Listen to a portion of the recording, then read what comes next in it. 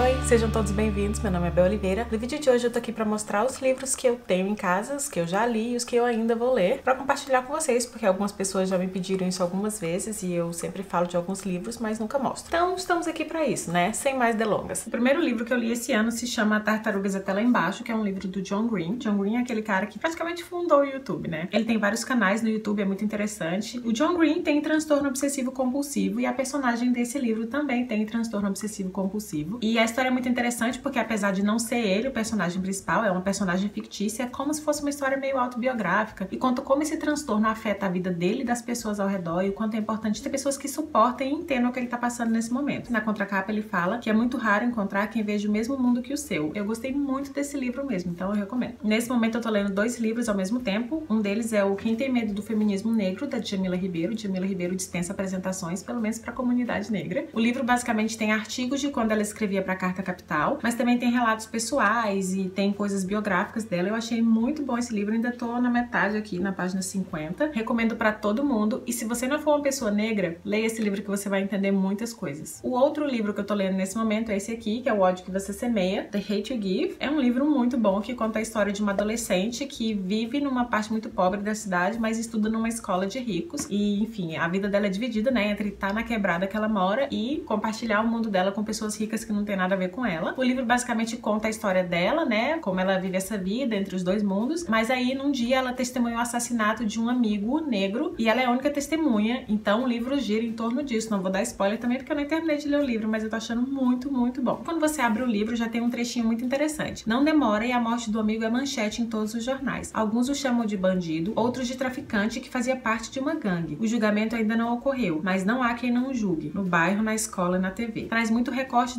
dos negros e brancos na sociedade norte-americana, mas cabe pra gente também, então eu recomendo. Agora vamos falar de coisa séria, vamos falar dos meus xodós da vida, do amor da minha vida, que é esse livro aqui, 1808, do Laurentino Gomes. Dispensa apresentações desse livro, gente, pelo amor de todas as deusas do universo, leiam esse livro aqui. Aqui na capa do livro diz: 1808. Como uma rainha louca, um príncipe medroso e uma corte corrupta enganaram Napoleão e mudaram a história de Portugal e do Brasil. Então, assim, maravilhoso, gente. Explica muitas coisas que acontecem até hoje no nosso país, que a corrupção não foi inventada recentemente, a corrupção é de longe que ela vem. A continuação do 1808 é o 1822. É um livro que conta também sobre a história do Brasil, e aqui na capa ele diz: como um homem sábio, uma princesa triste e um escocês louco por dinheiro ajudaram Dom Pedro a criar o Brasil, um país que tinha tudo pra dar errado. Esse aqui também é muito interessante, e tem o outro que é o 1888, se eu não me engano, mas eu não tenho ele aqui, eu não comprei, eu não li esse livro. Vou ler só um trechinho do livro pra vocês sentirem do que se trata. Mais tarde, em abril de 1823, Maria Bárbara Garcês Pinto, dona de escravos no recôncavo baiano, escrevia ao marido, que se encontrava em Portugal, dizendo-se escandalizada com as notícias que os negros da região tinham encaminhado petições à corte de Lisboa,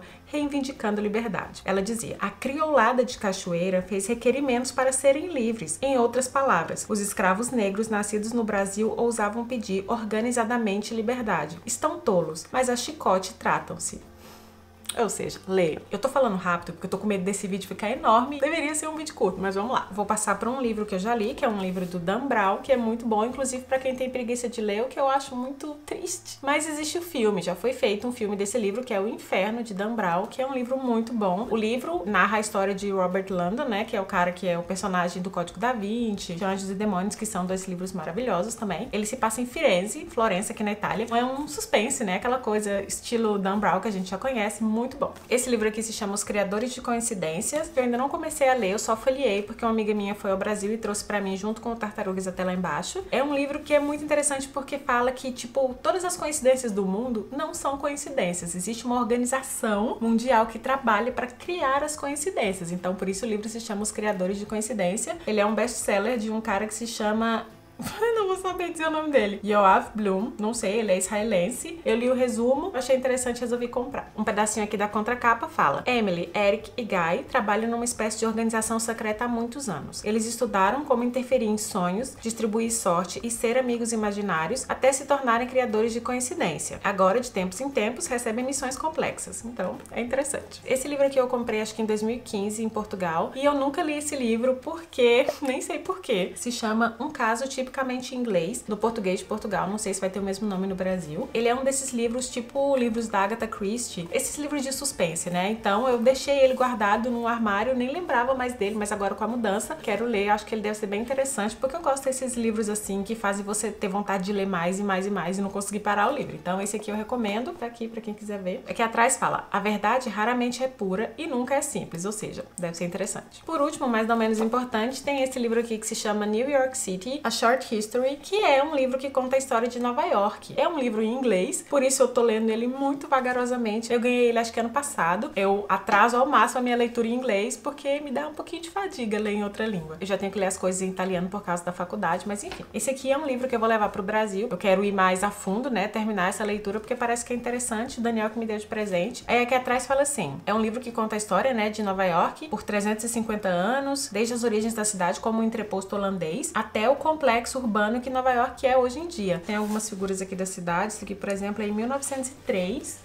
Achei bem interessante, vou começar a ler ele em breve. Além desses que eu mostrei pra vocês, eu encomendei 2 livros. Um deles é aquele Como as Democracias Morrem, que é do Steven Levitsky, eu acho que fala assim o nome dele. E eu encomendei em inglês, porque em inglês ele é muito mais barato. Acho que no Brasil ele custa uns 60 reais e eu encontrei ele aqui por 7 euros, alguma coisa assim. Vou tentar ler ele em inglês, se eu não conseguir, já que a gente vai ao Brasil, eu compro ele em português e aí eu deslancho. Obviamente eu não li o livro, mas ele conta a história de como as democracias morrem. Ótima explicação.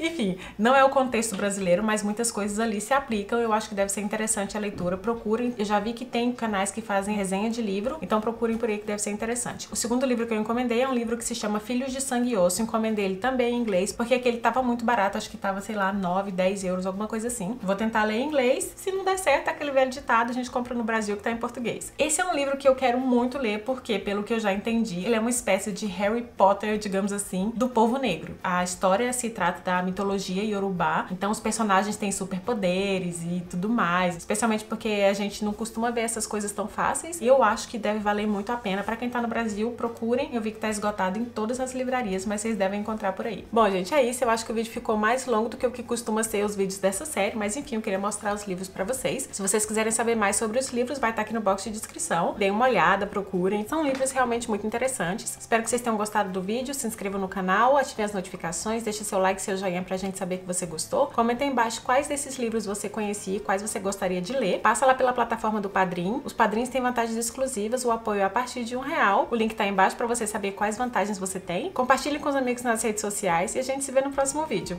Tchau, tchau!